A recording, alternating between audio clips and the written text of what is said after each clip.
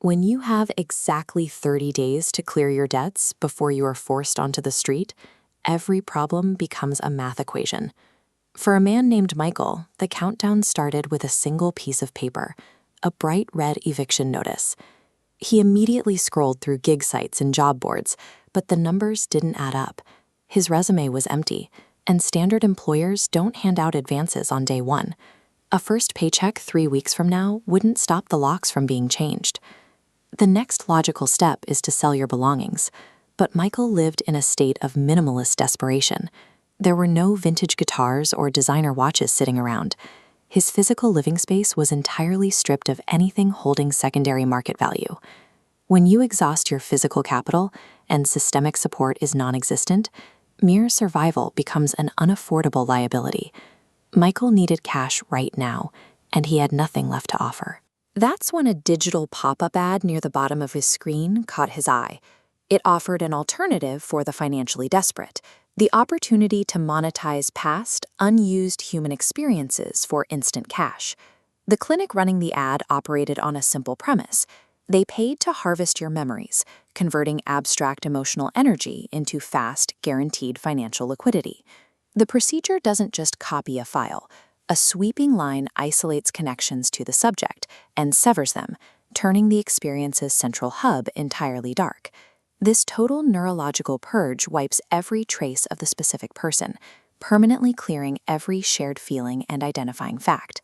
This unregulated system functions by framing a permanent psychological amputation as a simple, temporary asset trade. Pressed against a wall, Michael shifted from a desperate victim to an active consumer. He opened his phone's digital photo gallery and scrolled backward through his past, evaluating his own history to find a viable asset. He stopped on an image from 3 years ago. It showed Michael, his ex-wife, and his 5-year-old daughter Emma perched on his shoulders. They were smiling under a canopy of autumn trees, feeding stale bread to the ducks. He felt a distant warmth looking at her face, but the red ink of the eviction notice was sitting right there on his desk. He categorized the afternoon as a pleasant, unused nostalgic file, something he could safely liquidate to pay the rent. By treating the memory as a discrete file, Michael assumed he could prune his past without affecting the rest of his history. He was trading a decade of fatherhood for 30 days of shelter. The clinic stripped the human experience down to its most basic components. It was an empty, sterile room with a cold metal chair under harsh fluorescent lights. The transaction was as mechanical as buying groceries.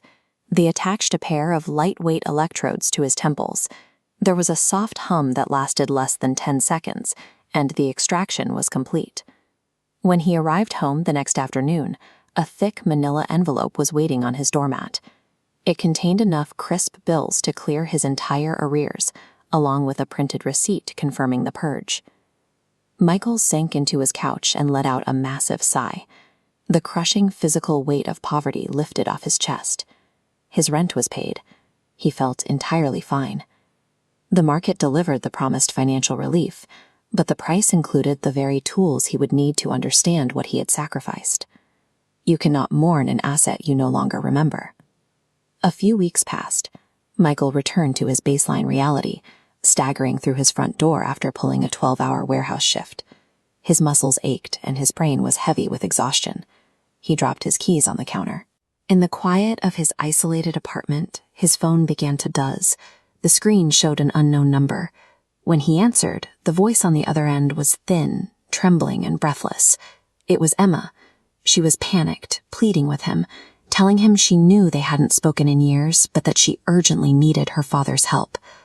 Within the network of Michael's mind, the data points that once defined his family were gone, replaced by a jagged, silent void in the center of his consciousness. Standing in the dark, his brow furrowed in genuine confusion, he spoke into the receiver with polite certainty, telling the terrified girl on the phone that she had the wrong number because he did not have a daughter. When we are forced to treat our human experiences as liquid assets, the math always balances out, but the desperate attempt to finance our physical survival ultimately bankrupts the relationships that make that survival worthwhile.